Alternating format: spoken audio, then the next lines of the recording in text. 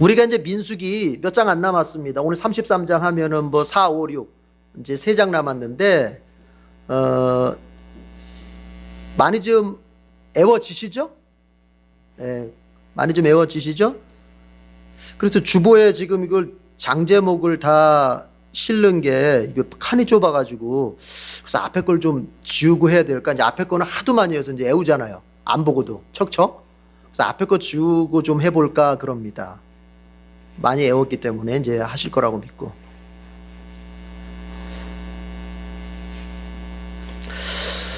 자, 오늘은 우리 33장을 볼 텐데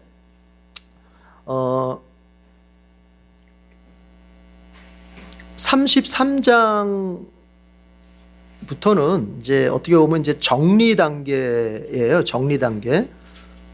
어떻게 보면.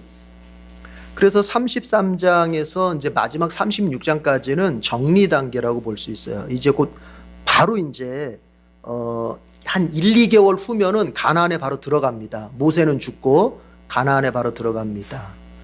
그래서 오늘 33장은 모세가 40년 동안 지나왔던 그 장소들을 이제 회상을 해요. 그러니까 쉽게 말하면 여행 경로를 한번 뒤돌아보는 거예요. 정리를 해요. 다 그거를. 그래서 내용 자체는 되게 단순합니다. 33장 보면은 그냥 뭐 거의 49절까지는 그냥 장소만 쭉 나와 있어요. 장소만. 이름 여러분 보시면 아시겠지만 그냥 내용은 아주 단순해요. 장소만 나열해 놓은 거예요. 어디에 도착해서 어디에 진쳤다가 그 다음에 어디로 이동해서 또 진쳤다. 뭐 이렇게 이제 계속 이어지는데 이게 몇 년 동안?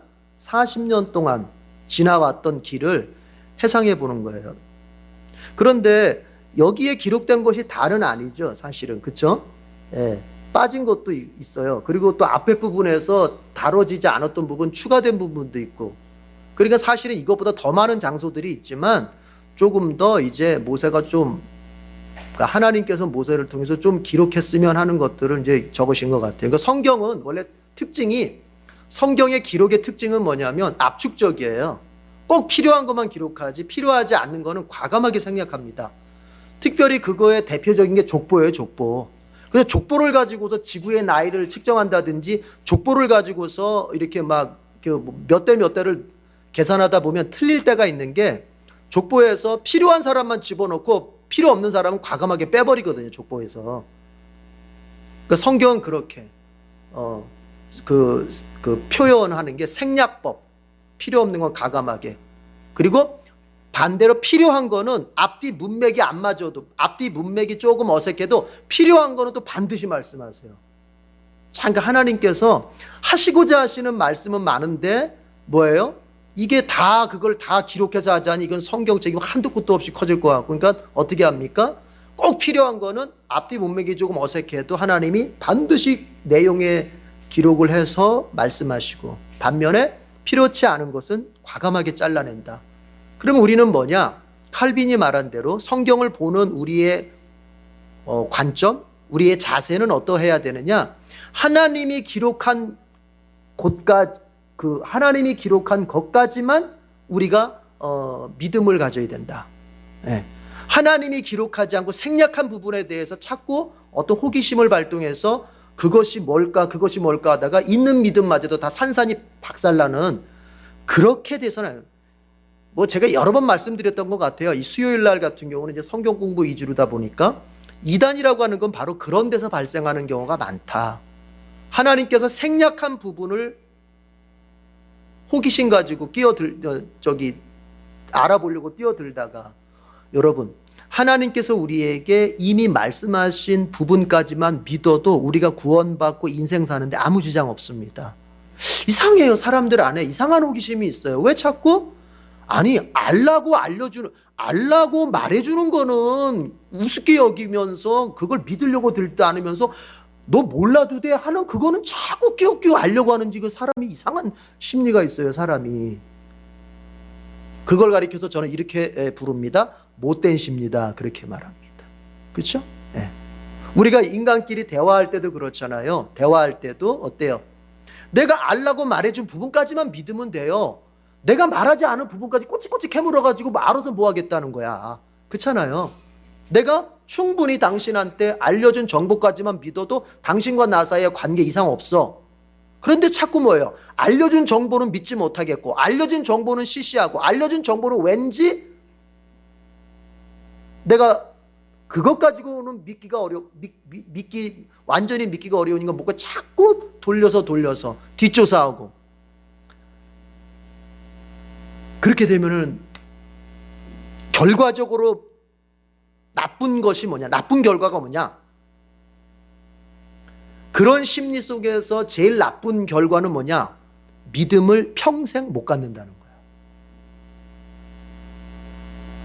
한 번 의심하기 시작하잖아요, 여러분. 한 번 의심하기 시작하잖아요. 그 사람 절대 평생 믿음 못 갖습니다. 그렇게 되는 거예요.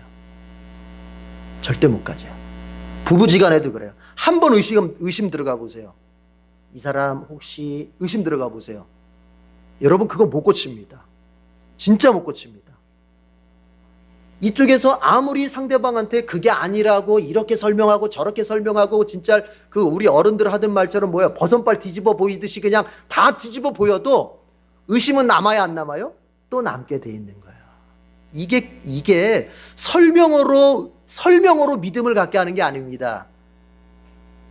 목사가 여기서 아무리 설교를 잘하고 아무리 설명 잘하고 그래서 믿음 갖는다? 그렇게 되는 게 아니에요. 그게 믿음은요. 그래서요. 주님 말씀이 맞아요. 정말 사도 바울의 얘기가 정말 정확해요. 믿음은 은혜예요. 은혜 정말. 내가 믿어지게 주신 게 진짜 은혜지 내가 믿음 못 가져요. 우리 인간이 얼마나 의심하기 좋아하는 존재인데 여러분 저를 다 믿으십니까? 여러분 옆 사람 믿으십니까? 이게 어려워요. 그러니까 믿음이 은혜예요. 은혜. 정말 주님께서 주신 선물이에요. 예수님을 믿게 된 게 여러분 복 중에 복이라는 말이 왜인 줄 아시겠습니까? 인간은 태생적으로 하나님을 믿을 수가 없어요. 믿을 수가. 보이는 남편도 못 믿고 보이는 아내도 못 믿는데 보이지 않는 하나님을 어떻게 믿어요? 나는 믿는데? 아니에요. 사실은요. 믿는 것 같지만 안 믿는 거예요. 자기가 자기한테 믿는다고 착각하는 경우가 많아요. 그래서 신학에서는요. 무신론을 7가지로 나눠요. 7가지로. 무신론자를 7가지로 나눠요. 그 중에 하나가 뭔지 아세요? 실천적 무신론이라는 게 있는 거예요. 실천적 무신론. 이 사람이 말로는 믿는다고 얘기해요. 입으로는 나 예수 믿어 이렇게 고백해요. 그러나 그 사람의 삶의 하나하나는 절대로 믿는 면은 할 수 없는 행동들을 해가면서 살고 있어요. 그럼 믿는 거예요? 안 믿는 거예요? 실천적 무신론이에요. 그냥 안 믿는 거예요. 구원 못 받은 거예요. 그 사람. 자기가 자기한테 지금 믿는다고 생각하고 있는 거예요. 그렇지 않아요. 그래서 바울의 그 서신서와 야고보서는 항상 한 세트가 돼서 우리에게 믿음이 무엇인지를 구원받는 믿음이 무엇인지를 가르쳐주고 있는 거예요. 자, 예수 그리스도를 믿어 입으로 고백하면 된다. 마음으로 믿고 입으로 고백하면 된다. 믿음의 첫 단추입니다. 좋습니다. 자, 야고보가 말합니다. 너의 그 마음으로 믿고 입으로 고백한 그 믿음 너의 행위로 증명해봐. 여기까지 가야 돼요. 기독교가 말하는 믿음은 여기까지예요. 안 그러면 실천적 무신론자들이 많이 생기는 거예요. 입으로는 믿는다고 하지만 실제 가정에서 일터에서 교회 밖에서 살아가는 생활 하나하나는 예수님하고 전혀 동떨어지 예수님이 안중에 없는 예수님의 의식 자체에 없는 예수님이 절대로 나의 인생에 이걸 해야 될까 말아야 될까의 기준이 되지 않는 그런 삶을 살게 되는 것이죠. 그거는 그걸 가리켜서 믿는다고 말하지는 않습니다. 목사님 그 믿음이 연약한 거 아닌가요? 아니요. 그거는 믿음이 연약한 게 아니라 안 믿는 겁니다. 그거는.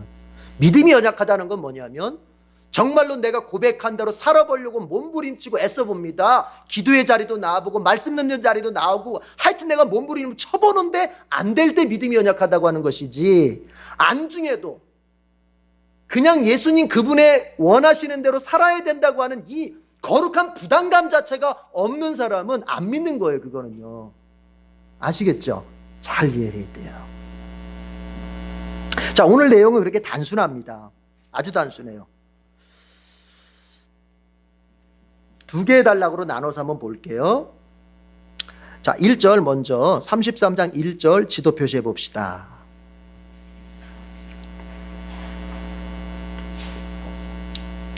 이 장의 이제 아주 중심 구절이죠.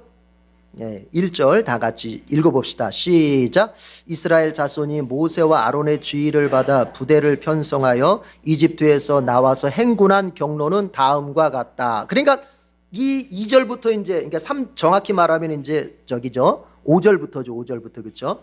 쭉 나오는 어떤 지명들이 뭐냐면 이스라엘 백성이 출애굽해서 지금 모압 평지에 도착할 때까지 40년 동안 모압 평지에 도착할 때까지 그 경로를 내가 나열하겠다 이 소리죠. 지금 하나님께서. 자, 거기 지도 표시했죠? 그러면서 이제 보시자면 어디를 또 보시자면 3절 망원경 표시할게요. 첫 번째 단락에 중심 구절, 그렇죠? 지도 표시한 중심 구절을 보조하는 그런 보조 구절이죠. 3절 망원경 표시하겠습니다. 3절 망원경 표시하고 같이 읽어봅니다. 시작. 이스라엘 자손이 람셋을 떠난 것은 첫째 달 15일 곧 6월절 다음 날이었다. 그들은 모든 이집트 사람이 훤히 보는 앞에서 팔을 휘저으며 당당하게 행군하여 나왔다. 예.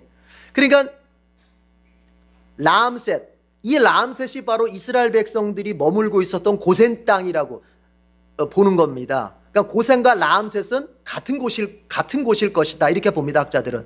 자, 요셉이 자기 아버지의 가족들을 다 초대하잖아요. 그렇죠? 75. 그래서 이제 그 창세기 마지막을 보면은 70명의 가족들이 내려가지 않습니까? 그래서 요셉의 가족까지 하니까 이제 나중에 75명이 되는데 그 애굽으로 내려온 야곱의 가족들이 머무른 땅이 어디라고 그랬죠? 창세기 끝에서는 고센이라고 했어요. 고센.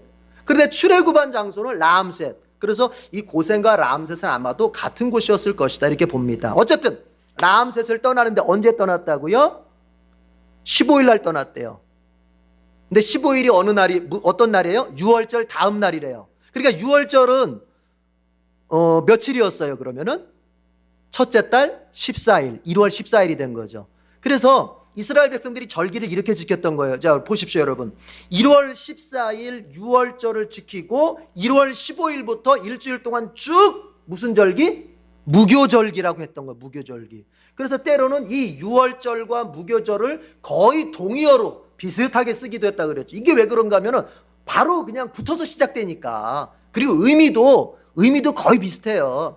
6월절은 그러니까 무교절 자체가 뭐냐면 하나님께서 이스라엘 백성들을 출애굽시킨 것을 기념한 게 무교절인데 그 가운데서 6월절은 특별히 애굽의 장자들을 죽이면서 하나님이 이스라엘 백성을 구원하신 것. 그러니까 애굽의 장자들을 죽였던 것을 기념하는 게 6월절이잖아요. 바꿔 말하면 이스라엘의 장자들은 살려주신 사건이 바로 6월절이잖아요. 그러니까 이건 같은 한 세트잖아요. 세트.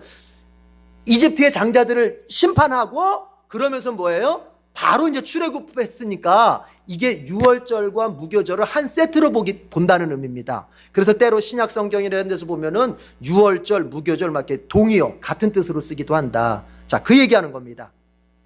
그래서 4절 보니까 이렇게 돼 있습니다. 이스라엘 백성들이 람셋을 떠날 때 당당하게 나왔다는 데는요. 여러분 4절 보면요. 이렇게 읽어봅시다. 4절 보면 참 재밌는 표현이 있어요. 여러분 4절 다 같이 시작. 그때 이집트의 사람은 주님께서 쳐 죽이신 자기들의 마다들의 장례를 치르고 있었다. 주님께서는 이집트 사람이 섬기는 신들에게도 큰 벌을 내리셨다. 자, 두 가지 얘기죠. 이스라엘 백성들이 당당하게 행군하면서 출애굽할 때 이집트 사람들은 뭐 하고 있었어요? 장례 치르고 있었다는 거예요. 장례. 여러분 이게 주님께서 마지막 날 믿는 자와 믿지 않는 자를 나눌 때에 심판하실 때에 그 모습과 비슷한 거예요. 하나님의 백성을 하나님께서 구원시킬 때, 완전히 구원시킬 때 생명책에 이름이 기록되지 못한 예수를 믿지 않아서, 아니 믿기는커녕 예수를 거부하면서 예수님의 그 십자가 은총을 거부하면서 하나님의 생명책에 이름이 기록되지 아니한 사람들의 모습은 뭐예요? 장례 치르는 거야. 장례 치르는 거야.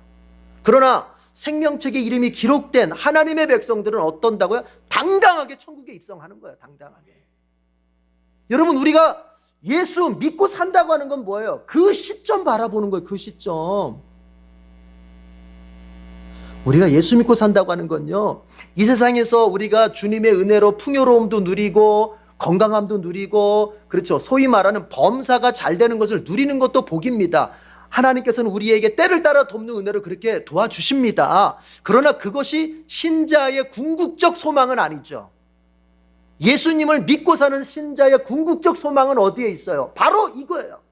믿는 자와 믿지 않는 자를 하나님이 확연히 가르실 때, 그래서 믿지 않는 자들은 저 장래의 식과 같은 저 지옥불에 쳐넣을 때 하나님의 백성은 천국으로 인도하시는 그 시점, 그것을 바라보면서 한편으로는 두 가지 마음을 품게 되죠. 한편으로는 뭐예요?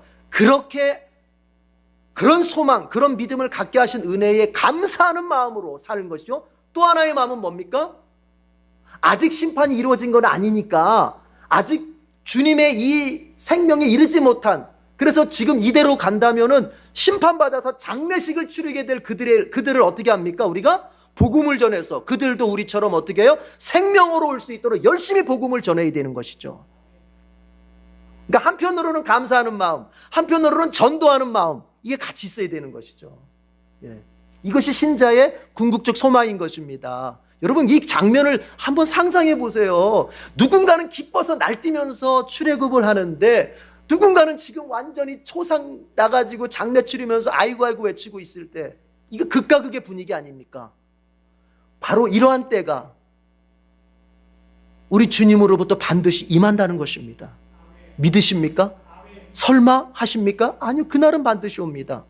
우리가 오늘 예수 믿고 사는 것에 손해가 있고, 예수 믿고 사는 것에 불편함이 있고, 그냥 이 세상 룰을 따라서, 이 세상이 말하는 것을 따라서 산다면 편할진데, 내가 예수 믿고 이 세상의 어떤 유혹이나 이 세상의 어떤 고난 속에서도 예수 믿음을 포기하지 않고 살아가는 데 있어서 참 억울함도 있고 피곤함도 있고 참 때로는 지침도 있지만 끝까지 참고 가는 건 뭐냐? 바로 이때를 바라보면서 가기 때문에 그런 거예요. 주님이 우리의 손을 들어주실 날을 바라보기 때문에 우리에게 이런 소망이 넘치는 줄로 믿습니다. 자, 그래서 이제 5절부터 쭉 이제 제가 이제 세 보니까 43곳에 장소를 이제 열거를 합니다. 여러분, 한번 여러분들이 그래도 색깔을 칠해보는 게 나중에 성경을 읽을 때 딱 눈에 띌 것 같아요. 한번 빠르게 한번 그 색깔로 이렇게 칠해보세요. 자, 5절에 람셋. 자, 빨리빨리 할게요. 5절에 람셋, 6절에 숫꽃, 7절에 에담, 8절에 비하이롯, 9절에 마라, 10절에 엘림, 11절 홍해 부근, 12절 신광야, 13절 돕가, 14절 알루스, 15절 르비딤, 16절 시내 광야, 17절 기브롯 핫다와 18절 하세롯, 19절 림마. 자, 림마라고 하는 19절 옆에다가 여러분이 쓸 수 있으면 이렇게 썼으면 좋겠어요. 그 림마라고 하는 게 바로 학자들이 추정합니다. 왜냐하면 이게 제일 중요한 사건인 가데스가 빠진 거 봤을 때 이 림마가 바로 이 가데스 주변이거나 가데스를 말하는 가데스의 옛이름일 것이다, 이렇게 말합니다. 그래서 거기다 이렇게 쓰세요. 가데스 쓰고 나서 정탐보고, 그렇게 쓰세요. 가데스 정탐보고. 그러니까 림마라고 하는 곳이 바로 가데스. 정탐보고했다가 가나안 못 들어간다고 원망했던 사건 있죠. 이스라엘 백성 38년의 그 방황의 심판을 받았던 그 장소, 그게 바로 림마라고 보는 겁니다. 자, 20절 림몬베레스, 21절 림나, 22절 리사, 23절 그헬라다, 24절 세벨산, 25절 하라다, 26절 마켈롯, 27절 다핫, 28절 데라, 29절 미카, 그 다음에 30절 하스모나, 31절 모세롯, 32절 분에 야간, 33절 호랏 기갓, 34절 욥바다, 35절 아브로나, 그 다음에 36절 에시온 게벨, 그리고 37절 가데스, 그리고 37절 끝에 가면 호르산 있죠. 호르산. 그리고 42절 살모나, 43절 분온, 44절 오봇.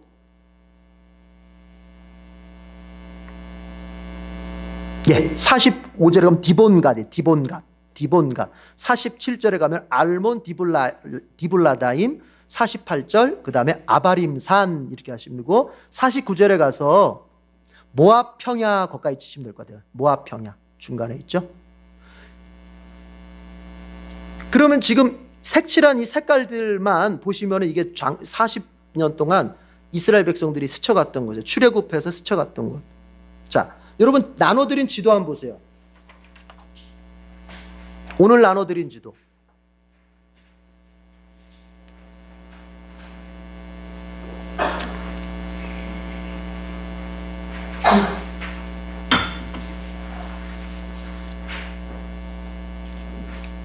자, 보실까요? 한번 쭉 보십시다. 그냥 뭐 지도를 특별하게 뭐 많은 걸 설명하려기보다는 그래도 눈으로 한번 보는 것과 그냥 글자만 있는 것도 다르거든요. 라암셋 있죠? 예, 라암셋에서 밑으로 쭉 내려가 보시면은 숫꽃, 에담, 바알스본, 비하이롯 있죠? 그러니까 비하이롯이 뭐냐? 비하이롯. 이 비하이롯에서 바로 이스라엘 백성들이 홍해를 건넜던 거예요. 비하이롯. 홍해를 건넌 장소가 바로 비하이롯이죠. 그래서 보면은 홍해에 수에즈나의 그 홍해를 걸쳐서 건너간 화살표가 있죠. 붉은색으로. 그렇죠? 예, 비하이롯. 이렇게. 그리고 건너가서 이제 에담 광야를 들어가니까 맨 처음 만난 게 뭐예요? 쓴물을 경험했던 마라. 거기서 더 내려가니까 엘림이 있었죠. 그렇죠? 종려나무가 뭐 12이 호수가 12이, 샘이 12이 있었고 종려나무가 뭐 70주가 있었던 엘림. 그 다음에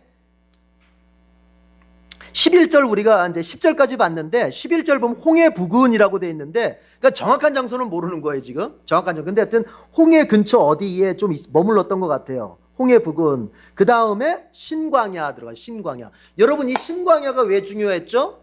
이스라엘 백성들이 신광야쯤 들어가니까 애굽에서 싸들고 왔던 먹거리가 다 떨어져 버렸잖아요. 그래가지고 여기서 원망하고 하나님이 우리 왜 죽이려고 우리 끌고 나오셨느냐, 차라리 애굽에서 남겨뒀더라면 먹고는 살았을 텐데 막 이런 얘기 하잖아요. 그때 하나님께서 여기서부터 이제 뭐 내려주기 시작합니까?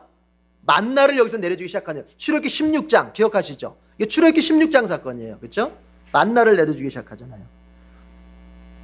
그 다음에 13절 보니까 돕가 쭉 보십시다. 그 다음에 돕가에서 리비딤 거쳐가고, 그리고 이제 시내산 이제 갔죠. 시내산에서 한 11개월 정도 있다가 좀 올라가죠. 우리 지금 민수기 33장에는 없었던 다베라가 있었죠. 다베라. 이게 민수기 11장에서 있었죠. 다베라. 기브로 핫다와. 여기는 어떤 일이 벌어졌었어요? 하나님께서 신광야에서 먹여주기 시작한 만나. 이제 만나 지겹다.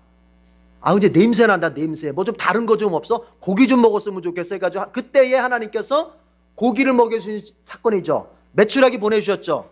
그런데 하나님께서 또 죽게도 만드셨죠. 그래서 기브로 핫다와 탐욕의 무덤이다. 탐욕의 무덤이라는 게요, 바꿔 말하면요 여러분, 이게 식욕의 무덤이란 말이에요. 식욕의 무덤. 그러니까 먹는 것도 작작 밝혀야지. 누구는 겨우겨우 그냥 생존하기 위해서 먹는데, 누구는 그냥 미식가 뭐 이런 거 별로 좋은 거 아닙니다. 그건 성경적으로 별로 좋은 게 아닙니다. 그건 그 식욕의 무덤이라는 말이에요. 그러니까 식욕이 너 생존하기 위해서 먹는 것인데 그거 아니냐, 너 막 욕심을 내는 거예요. 욕심을. 거기서 죽었다는 얘기죠. 기브로 핫다와. 하세롯 여기가 바로 저기죠. 형제 원망. 민수기 12장 형제 원망. 그 모세에게 아론과 미리암이 대들었다가 거기서 미리암이 문둥병 걸린 사건이 있잖아요. 하세롯. 자, 하세롯에서 드디어 어디로 들어갑니까? 가데스로 들어가죠. 그리고 거기서 정탐 보고 받고 가나안으로 들어가라 하는데 못 들어간다. 10명의 정탐꾼이 우리 못 들어간다. 여호수아 갈렙은 들어가자. 그 실갱했던 곳이 가데스죠. 그래서 어떻게 합니까? 거꾸로 하나님께서 이제 그 원망에 보고 불신앙에 보고 들으신 다음에 니네 말대로 니네가 못 들어간다고 했으니까 니네 못 들어간다. 오직 여호수아 갈렙만 들어간다. 앞으로 니네 38년 동안 아주 광야 좀 방황을 할 것이다 해가지고 거꾸로 나와서 이제 그때부터 이제 광야 도는 거죠. 그렇죠? 예. 그게 지금 우리가 아까 봤던 19절의 림마라고, 림마. 그러니까 자, 여러분 보십시오.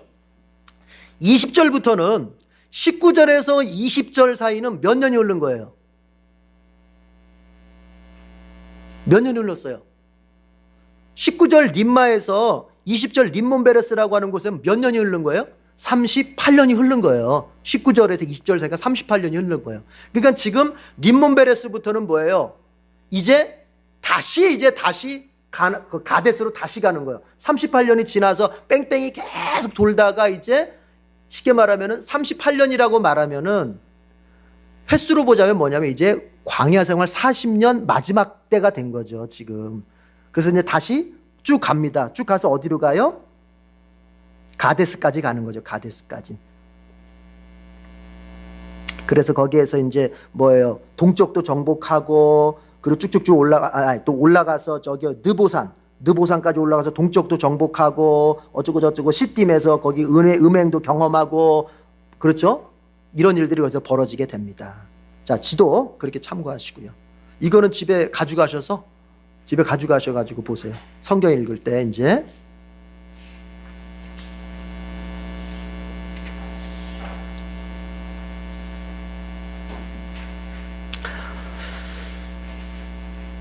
그런데 우리가 이제 민수기 33장 첫 번째 단락을 보면요, 여러분, 하나님께서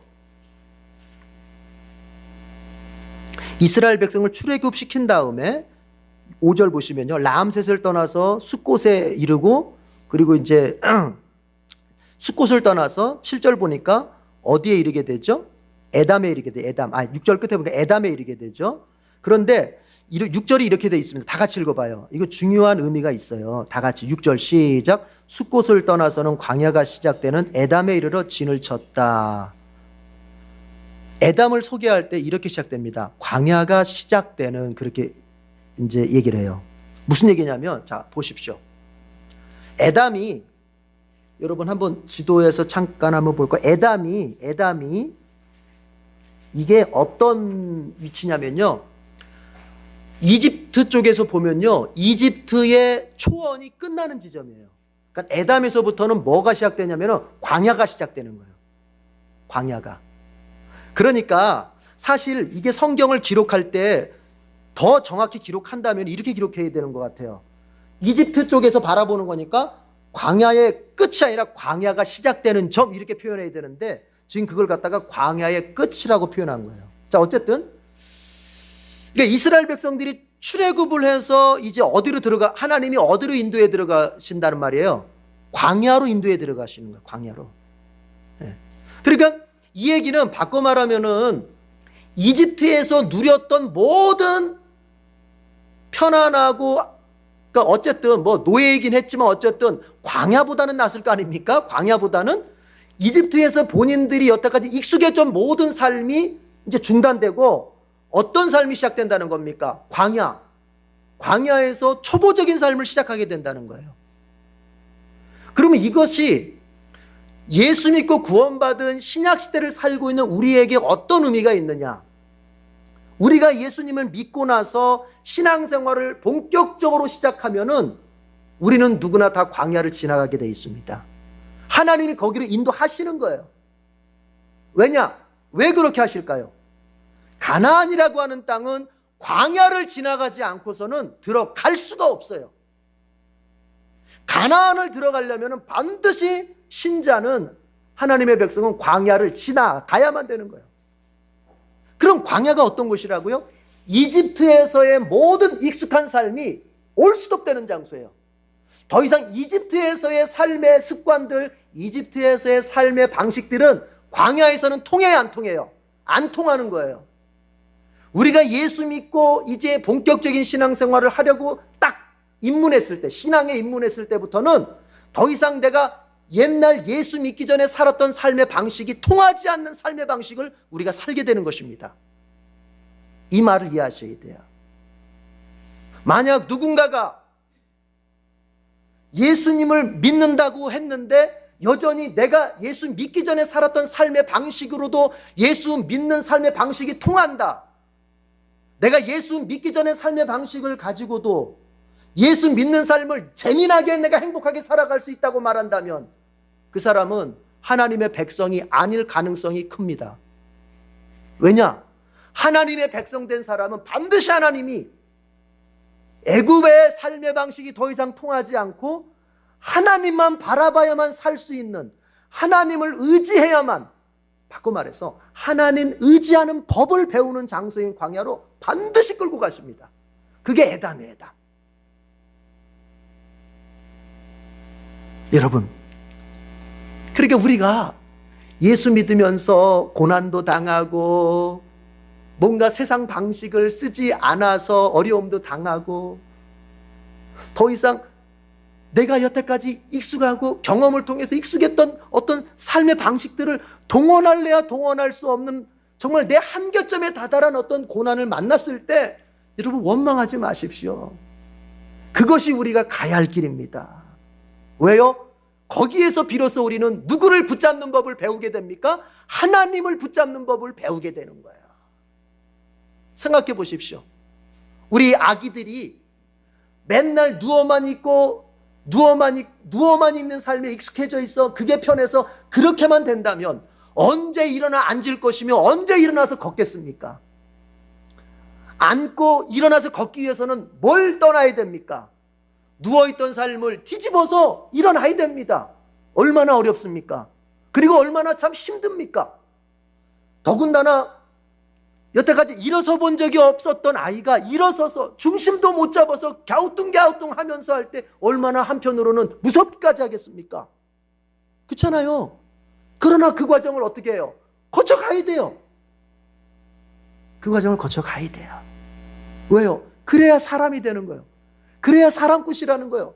그래야 더 넓은 세상을 다닐 수가 있어요. 그래야 내가 더 자유롭게 다닐 수가 있어요. 평생을 누워만 살 거예요? 아니요. 걸으며 다니려면 어떻게 해야 돼요? 걷는 법을 연습해야 되잖아요. 그러려면 어때요? 힘들고 어렵고 두렵기까지 한 그 일어서는 과정을 어떻게 해야 됩니까? 겪어야 됩니다. 그런데 아기가 이제 일어나려고 발버둥 칠 때 여러분 엄마 아빠가 어떻게 하죠? 팔짱 끼고 쳐다보고 있어요? 자, 네가 잘하나 못하나 한번 보자. 너 오늘 못하면 너 나한테 두드러 맞는다. 이럽니까? 어떻게 하죠? 준비하고 있죠, 준비. 다 폼이 이렇습니다. 다 폼이 이래가지고 어떻게 해요? 옆에서 이제 그냥 걷다가 넘어질 것 같으면 바로 달려가서 딱 넘어지지 않게 붙잡아주고 다시 이렇게 세워주고 만약에 넘어졌거든 어떻게 합니까? 괜찮아 다시 하지 일어나지 이렇잖아요. 하나님도 똑같이 하시는 거예요. 그러니까 구원받은 신자가 광야로 들어가는 것은 분명히 맞는데 그 광야는 어떤 광야냐? 홀로 가는 광야가 아닙니다. 그 광야에서 우리가 앞에서 얘기했죠. 뭘 배운다고요? 하나님 의지하는 법을 배우는 거예요. 어린아이로 말하자면은 힘들 때 옆에 있는 부모 손을 탁 잡는 연습을 그때 해야 하는 거예요. 하나님 의지하는 법을 거기서 배우는 거예요. 그러니까 홀로 있는 광야가 아닙니다. 거긴 반드시 하나님 아버지가 함께 하시는 광야입니다. 하나님 아버지가 같이 걸어가시는 광야입니다. 그래서 여러분 우리가 출애굽기 13장에서 분명히 봤습니다. 출애굽기 13장 21절을 보면은 하나님께서 구름기둥과 불기둥을 어디에서부터 시작하십니까? 바로 이 에담 광야에서부터 시작하시는 거예요. 에담 광야에서부터. 이럴 때 아멘 하는 거예요. 광야가 시작되는 그 지점에서부터 하나님께서 내가 너와 함께 있다. 내가 너의 곁에 있다. 네가 넘어질만 하면 내가 너를 붙잡아 줄 것이고 네가 방향 감각을 잃었을 때는 내가 너를 이끌어갈 것이다. 너는 놀라지도 말고 두려워하지도 말고 네가 불 가운데 지나갈지라도 놀라지 말고 물 가운데 지나갈지라도 두려워하지 말고 내가 너의 하나님 됨을 너는 믿으라. 이 말이 출애굽기에서부터 이사야 41장 10절까지 계속 반복되는 말이에요. 그런데 여러분 그 하나님 어느 때만 보입니까? 믿음이 있을 때만 보이는 것입니다. 믿음이 없을 때는요 내가 광야에 홀로 내던져진 것 같은 거예요. 광야에 그냥 혼자 나동거려져 있는 것 같은 거예요. 예? 그런 거예요. 마치 그건 뭐냐? 아기가 엄마 아빠에 대한 믿음이 없으면 어떻게 됩니까? 그냥 나 혼자 죽도록 고생시키는 것처럼 느껴지는 거예요. 그러나 여러분 어떤 부모도 자기 자식을 그렇게 홀로 두지 않지 않습니까? 하나님 아버지도 똑같은 거예요. 여러분의 광야로 들어갔습니까? 우리 하나님께서 다 폼을 갖추 계신 거예요. 이스라엘 백성들 그 에담 광야에서부터 구름 기둥 불 기둥으로 밤낮으로 인도하신 것처럼 우리 하나님께서 우리의 신앙의 광야, 영적인 광야, 육적인 광야, 현실적인 광야, 물질의 광야, 인간관계의 광야, 나의 질병의 광야, 어떤 광야에 있어든지 우리 하나님께서 우리를 딱 인도하고 계신다고 하는 거, 이걸 믿으시기를 바랍니다. 그렇게 가는 거예요. 한 가지만 더 얘기하고 이제 마치겠습니다. 여러분, 이스라엘 백성이 비하이롯에서 홍해를 건넜지 않습니까? 그렇죠? 비하이롯이라고 하는 곳에서 이제 8절에 보니까 비하이롯을 떠나서는 바다 한가운데를 지나 광야로 빠졌다. 바다 한가운데를 지나서 광야로 빠졌다. 여러분, 자 보십시오. 저를 보시면요, 이렇게 되어 있습니다. 여기가 애굽입니다. 여기가 애굽, 그리고 여기는요 광야입니다. 가나안을 가려면은 이 애굽, 이집트를 떠나서 광야를 거쳐서 가나안에 가게 돼 있어요. 그러나 이 광야와 이집트와 광야는 여러분 뭐가 놓여져 있습니까? 홍해가 놓여져 있습니다. 홍해가 가로막고 있습니다. 자, 그런데 여기서 아주 중요한 관점의 차이를 여기서 우리는 발견합니다. 자, 보십시오. 우리가 성경까지 읽었잖아요. 믿음이 없는 사람에게 홍해는 뭐냐? 이것은 가로막입니다. 절대 건널 수 없게 만드는 나의 방해물입니다. 믿음이 없는 사람의 눈에는요, 절대로 가나안으로 못 가게 만드는 나의 가로막입니다. 절대로 한 걸음도 나가지 못하게 만드는 나의 방해물입니다. 그러나 하나님을 믿는 믿음 있는 사람 눈에는 이 홍해가 뭐로 보이느냐? 다리로 보이는 것입니다. 이집트에서 광야를 갈 수 있는 다리로 보이는 것입니다. 여러분, 이게 믿음이에요. 우리가 세상을 살아갈 때 이길 수 있는 그 힘은 이 믿음으로 충만할 때 이길 수 있는 거예요. 여러분의 인생을 가로막고 있는 그 무엇이든지 간에 내가 하나님을 믿는 믿음에 딱 서 있으면 그게 나를 저 목적지까지로 연결해주는 다리로 보이는 거예요. 다리로. 그러나 믿음이 없이 보면 이거 나 또 가로막나 보다, 나 또 안 되나 보다, 난 역시 안 될 팔짱가 보다, 이렇게 되는 거예요. 그러나 믿음으로 보면요, 아니야, 하나님이 나에게 지름길을 내실 것이다. 하나님 나를 곧장 인도하실 것이다. 하나님 나에게 최대 좋은 길로 인도하실 것이다. 여러분에게 홍해는 뭐로 보입니까? 여러분이 지금 맞이하고 있는 홍해는 뭡니까?